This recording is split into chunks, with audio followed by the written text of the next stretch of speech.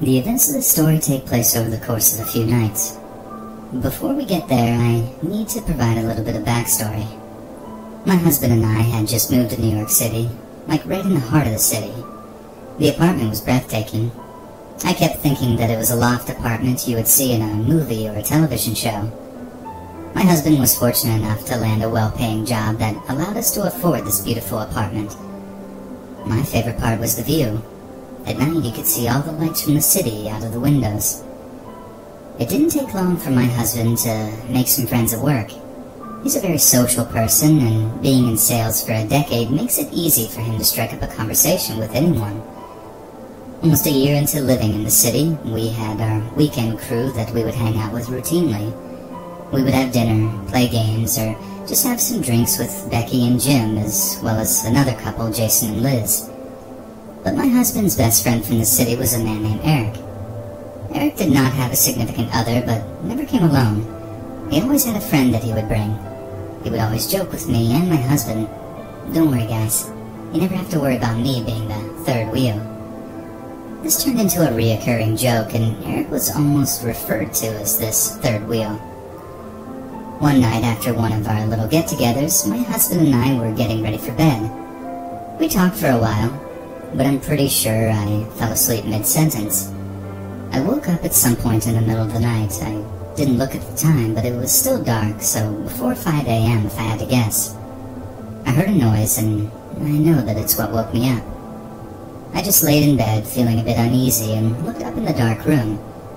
I thought I could see a figure of some kind in the corner of the room. The more I tried to focus, the more and harder it was to see. I felt as if though I could almost hear something like breathing or wheezing. After a few minutes I felt much better and chalked it up to some kind of vivid nightmare and rolled over back to bed. I was too scared in the moment to look and didn't want to wake my husband up for something that was probably just a giant overreaction. The next night came and same story.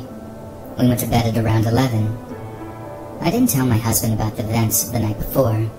Again, I was awoken in the middle of the night. This time I looked at the time and it was shortly after 4 a.m. I could for sure hear breathing this time. I looked around the room from the bed, but this time I couldn't see any figures like I did the night before.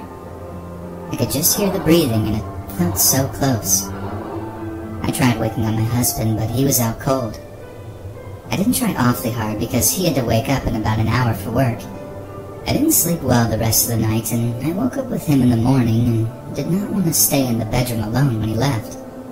I moved to the living room and slept on the couch for a couple of hours. The day was miserable. I couldn't shake the weird feeling for the entire day. Around 2 in the afternoon I took a shower. When I turned the shower off and was drying my hair in the bathroom, I heard something run outside the bathroom door.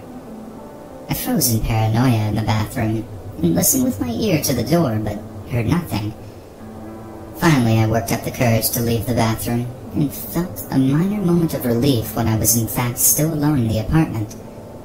Shortly after 5, my husband came home from work and I told him about the events of the last 2 nights. At first he laughed as if though I were telling him a joke. Once he realized how freaked out I was, he then began to try and rationalize what I could have been seeing and hearing. I have to say, I was insulted because he even suggested that maybe I had too much to drink, but that was not the case whatsoever. He then said in a reassuring voice, "Listen, if it happens again, just wake me up, and I'll search the room."